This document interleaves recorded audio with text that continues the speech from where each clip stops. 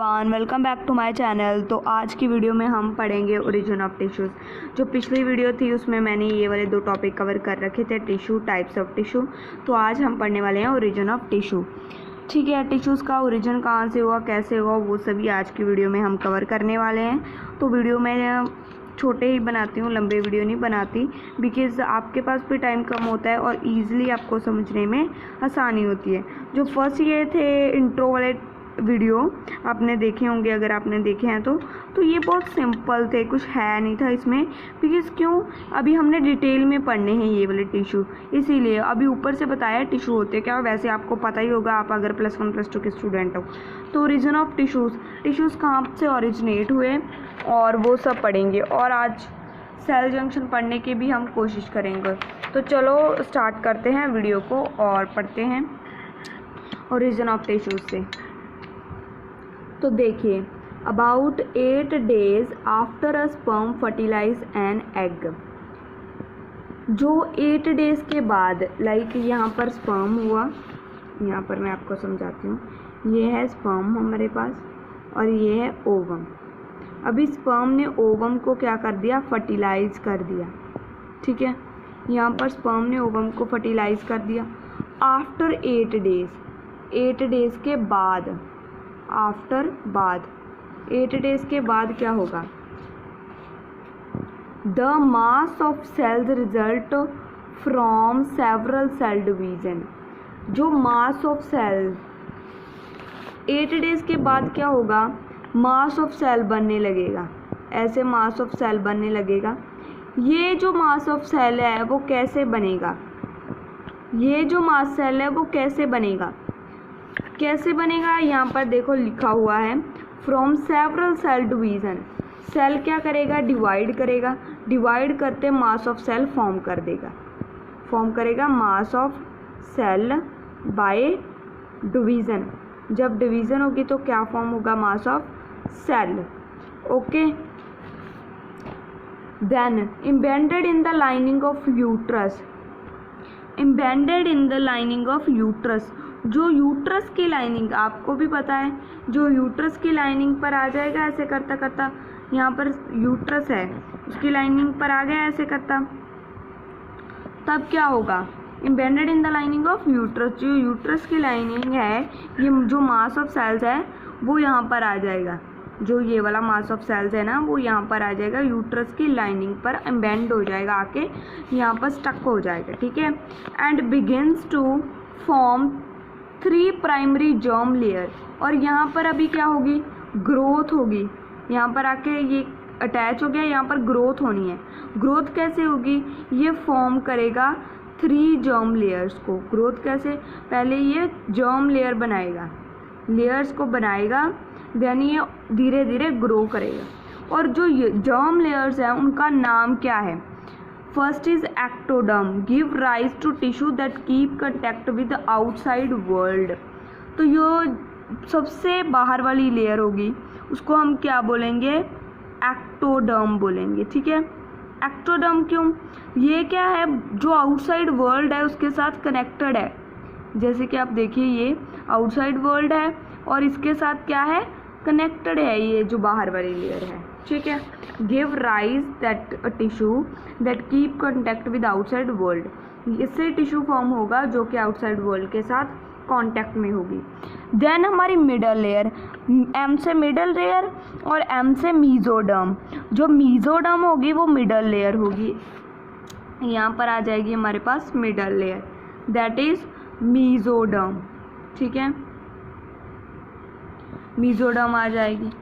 ठीक है, और उसके बाद क्या होगा, देन हमारी आएगी एंडोडर्म लेयर। एंडोडर्म क्या होगी, इनसाइड, बिल्कुल बीच में अंदर की तरफ जो होगी लेयर, को क्या होगी, endoderm. Okay, second point, these are embryonic tissues from which all tissue and organ of the body develop.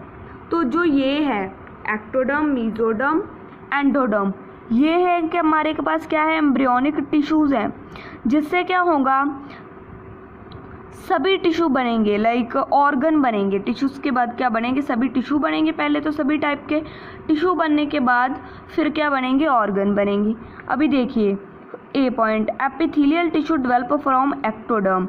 अगर आपको कोई पूछ ले कि जो हमने फर्स्ट टिश्यू पढ़ा है दैट इज एपिथेलियल टिश्यू, कौन सा टिश्यू है वो?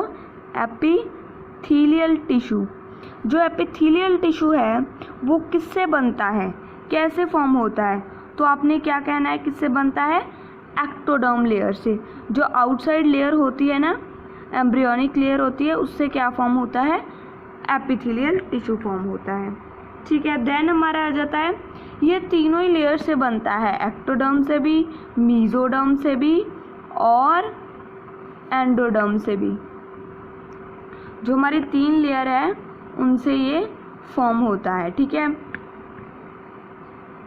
टिश्यू कौन सा फॉर्म होता है? एपिथेलियल। एपिथेलियल टिश्यू ऐसा टिश्यू है जो कि तीनों लेयर से बनता है। देन सेकंड है हमारे पास कनेक्टिव टिश्यू। कौन सा है? Connective tissue. जो कनेक्टिव टिश्यू है वो किस लेयर से बनता है? That is mesoderm. मेसोडर्म से बनता है। देन हमारे पास आ जाता है मसल टिश्यू।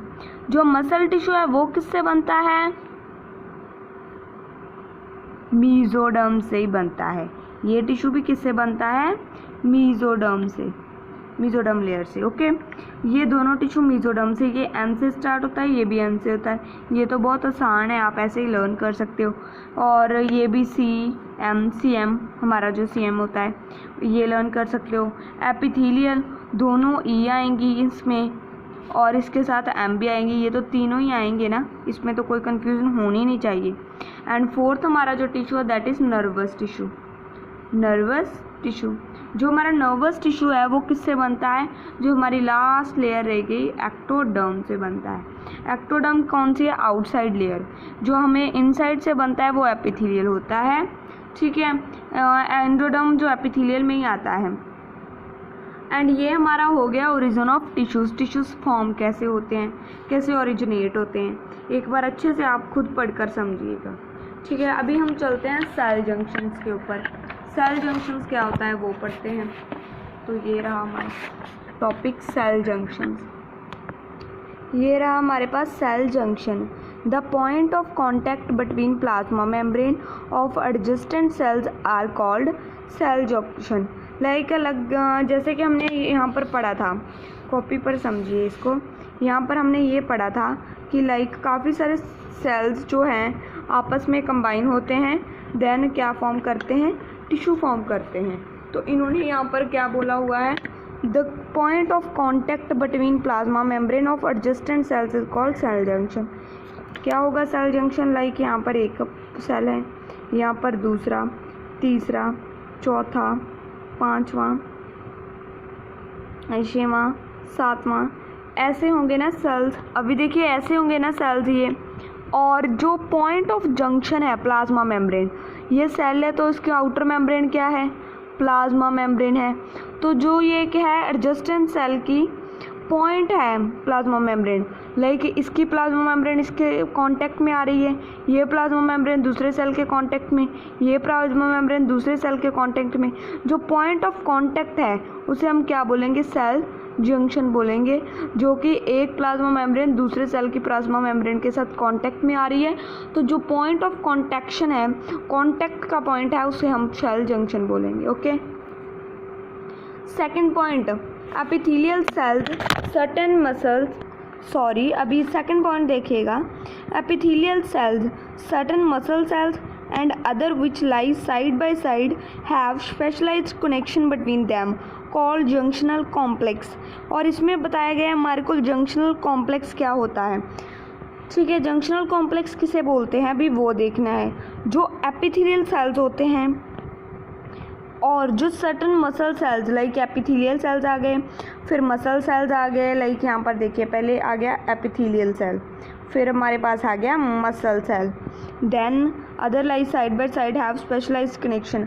और भी कई टाइप के like nervous cell, connective cell, जो भी है like epithelial cell, muscle cell, जो ये सभी जो हैं कनेक्ट करेंगे ना साइड बाय साइड, लाइक अपनी एक साइड से अपनी एक साइड से।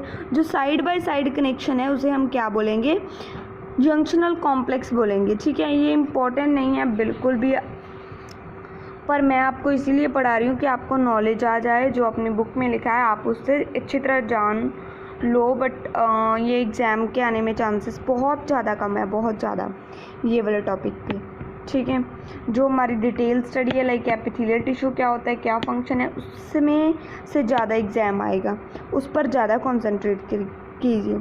इन epithelium this connection is particularly significant because it allows the sheet of cells to create a barrier, thus compartmentalizing और tissue and restricting passage of substance across the epithelium. अभी इस point में क्या गया है, जो इस पॉइंट है इसमें क्या कहा है उन्होंने, ये कहा है कि इन एपिथेलियम, जो एपिथेलियम होता है उसके साथ क्या होता है, this connection is particularly significant होता है, ये जो कनेक्शन होता है, because it allow the sheet of cells. ये क्या होता है, एक ऐसे जो मैंने ऊपर बनाया था शीट ऑफ सेल्स होता है, ठीक है, जो क्या करती है, बैरियर क्या होता है, रुकावट क्रिएट करती है for compartmentalising a tissue and restricting passage of substance. जो सब्सटेंस ने इसके बीच में से जाना होता है, लाइक अभी ये क्या बैरियर क्रिएट करेगी, एक साथ के एक दूसरे के साथ बहुत ज़्यादा नज़दीक में है, तो ये क्या करेगी, सब्सटेंस को अक्रॉस द एपिथेलियम नहीं जाने देगी, तो उसका काम ये करती है, ठीक है। आज की वीडियो में इतना ही, आगे हम पढ़ेंगे टाइप्स ऑफ सेल जंक्शन, तो देन हमारा मेन जो है स्टार्ट होगा एपिथेलियल टिश्यू वाले टॉपिक से। ये है सबसे मेन वाला टॉपिक, तो ये मैं जल्दी से और ऊपर से ऐसे ही बता दूंगी। जो टाइप्स ऑफ जंक्शन है डिटेल में मैं बिल्कुल नहीं बताऊंगी, this is not a much important, but जो ये वाला है ये आपको ध्यान से लेक्चर देखना है, और ये आप स्किप भी कर सकते हैं, पर एक बार पढ़ लेंगे तो अच्छा होगा, पर ये वाला बहुत इम्पॉर्टेंट, बहुत ज़्यादा। Till then bye bye, I will see you in another lecture.